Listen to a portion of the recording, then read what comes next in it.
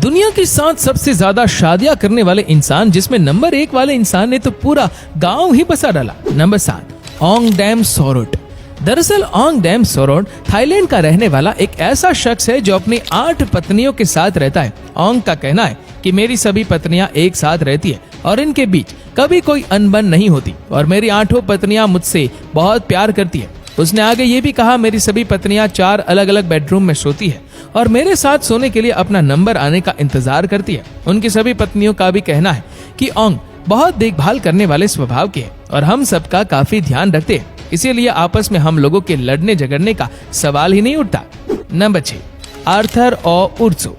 दरअसल आर्थर ओ उर्सो ब्राजील का एक जाना माना मॉडल है। इस ब्राजीलियन मॉडल ने पिछले साल 9 लड़कियों से शादी करके सबको चौंका कर रख दिया। आर्थर का मानना था कि प्यार पर कोई बंदिश नहीं होनी चाहिए। आर्थर ने एक इंटरव्यू के दौरान ये भी कहा कि मैं अभी भी 2 शादी और करना चाहता हूँ। मैं अपनी हर एक पत्नी के साथ एक बच्चा पैदा करना चाहता हूँ।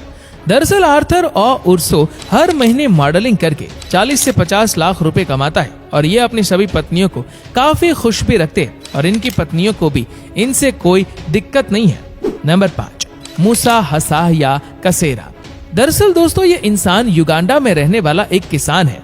मूसा हसाया की टोटल 12 पत्नियां, 102 बच्चे और 568 नाती पोते हैं। मूसा का कहना है कि मैं एक के बाद एक महिला के साथ लगातार शादी करता गया। एक मर्द कैसे एक बीवी से संतुष्ट रह सकता है।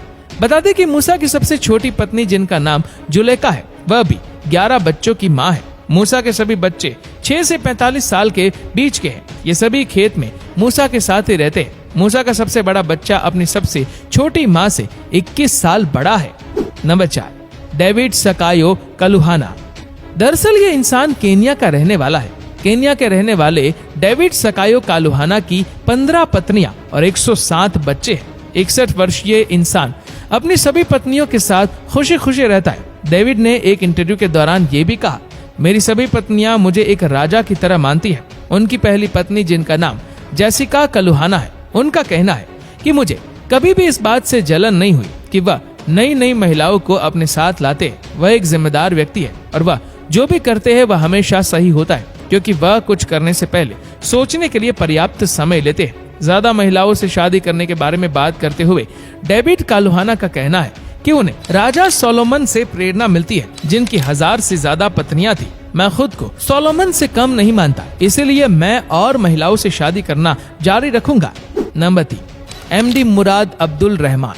दरअसल दाद मोहम्मद मुराद अब्दुल रहमान यूएई के रहने वाले हैं। लोग इन्हें सुपर दाद के नाम से भी जानते हैं। यूएई के रहने वाले 77 वर्षीय मुराद अब्दुल रहमान की टोटल 17 बीवियां हैं और वह 96 बच्चों के पिता है। वह अपने 170 पोते पोतियों के साथ शहर के अलग अलग 70 घरों में रहते हैं। अब्दुल रहमान का कहना है कि उनकी सभी बीवियां और उनके सभी बच्चे खुशी खुशी एक दूसरे के साथ रहते हैं। किसी को भी एक दूसरे से कोई दिक्कत नहीं है। नंबर 2, जियोना। दरअसल ये इंसान भारत के मिजोरम का रहने वाला है।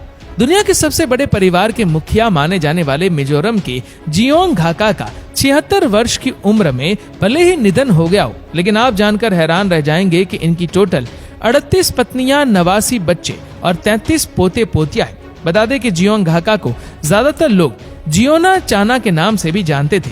चाना का यह परिवार 4 मंजिल वाले मकान में रहता है, जिसका नाम चुआन थार रन है।